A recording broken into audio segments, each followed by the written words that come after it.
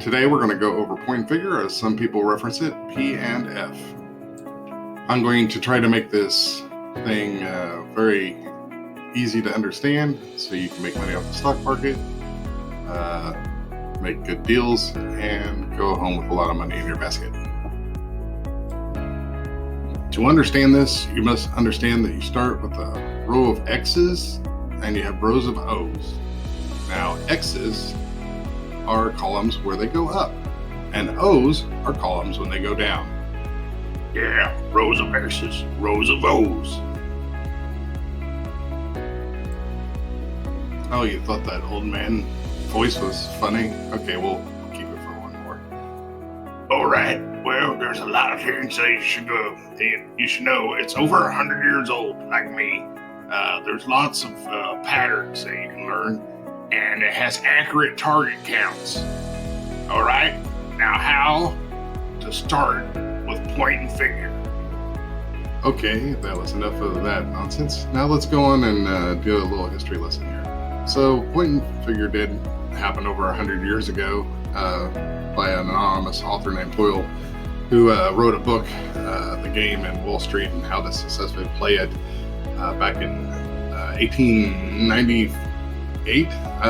Anyway, so there they did a different thing. So it was for every 3 boxes it would go up, you would put X's.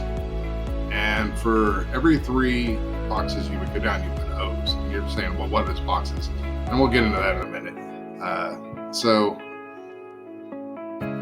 if you only made 2 X's and it started to go down, you would erase them. They would not count, right? So a person back in the old days could watch the ticket tape, and they would or look in the newspaper and see what the mark was out, and they could check the boxes if there was X's and O's, and it basically gives you an easy to read pattern. Okay, let's go ahead and look at the price range and how the boxes works.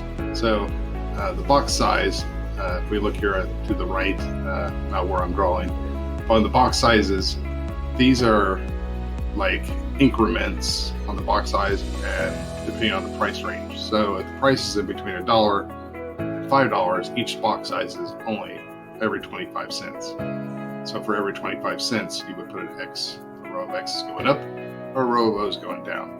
Now if it's over $5 to $20, it's 50 cents. And if it's $20 to 100, it's $1. So in our demonstration, we'll try to keep it simple and just have the boxes themselves, because what I want to do is more about noticing the patterns. So in our example, basically the X's have been just going up and up and up, and then at some point they're going to stop and turn around and start to make O's. So as we're making a row of O's, you'll see that the row of O's will have to be aligned to where they don't go equal. The first O can't start until it is below the X. So the first O goes in the column below it. And you have to have at least 3 O's, remember, to make a fair O column. At least 3. Eventually, you're going to get a pattern like this. And the first thing I notice is that down here where the 3 O's are, and the other on the other end, that's become a resistance support line, right? Support line. And then if you look at this line right here, if we get an X that goes above that, we will be breaking the resistance. That's the resistance point. So you have your support and resistance.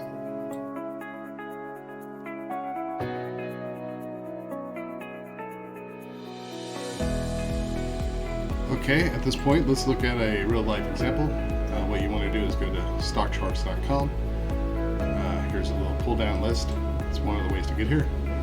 Go to point and figure, click on it, choose a ticker symbol. In our case, we'll use AMC. Enter, and then don't get too many annoying pop-ups. We will see things like these numbers on here. So you can see a 5, an 8, 6, 7. Those are the months of the year. So 4 is April, 5 is May, June, July, August. Now when it gets past September, it changes to A, B, or ABC, because there's only 9 numbers that it can be, and then the rest of the year is October, November, December, the C's. So it goes up to September in numbers, and then there. But I turn those off, hide the months. I don't care, because this is not a time factor thing. And then I like to prefer the color scheme, which makes the O's red, so you can identify them easier, and you can press any of these updates over here. And the traditional 3 is what we will use. Now the traditional 3 means you do not make a row of X's or a row of O's until you make the count. Okay, so when do you start making a count? So up here you can make a horizontal count or a vertical count. And let's just say if it's off this last one here, where we would have had a count here, took us up, and this last count here, taking us down, what you have is a vertical count of 1, 2, or a horizontal count of 1, 2, 3, 4, 5, 6, and then you have a vertical count of 1, 2, 3, 4, 5, 6, 7. So what you do is you start at the highest part in the range. This is the range. Let's say it's this 7 was the highest, but you have to multiply it by 3, because remember we're going by 3's. So 7 times 3 equals 21. So 1, 2, 3, 4, 5, 6, 7, 8, 9, 10, 11, 12, 13, 14, 15, 16, 17, 18, 19, 20, 21. So as you see, we went a little over the expected low on that, but then it quickly rebounded, and it did another range. This one 4 across, and also 6 vertically. So 6, well, this time being 6 vertically. So we would do a count of 18. So we get 1, 2, 3, 4, 5, 6, 7, 8, 9, 10, 11, 12, 13, 14, 15, 16, 17, 18. Now why does this keep dropping? Well, during this we had the conversion thing, and so the count is probably part of a larger count up here going down, which at the time I did, if it was going to go down, it was going to go to 0, so it's probably part of this count here. And so you get down here. Now is this a count continuing going down? Well, if you look here, we had the 3 O's. That would have been our support when we broke through it. So how do we know when we're going to start to go back up? You will start to see 3 X's. You will get 3 X's. That will show you that it's stopped its momentum downwards. Right? Now, will this be a count going down? Yes, it should be, because we broke the resistance. So we got 1, 2, 3, 4, 5, 6, 7. Vertical, 1, 2, 3, 4, 5, 6. Horizontal. So we'll say 7 times 3 is 21. 1, 2, 3, 4, 5, 6, 7, 8, 9, 10, 11, 12, 13, 14, 15. And we would want to do the other 6. The other 6 separately.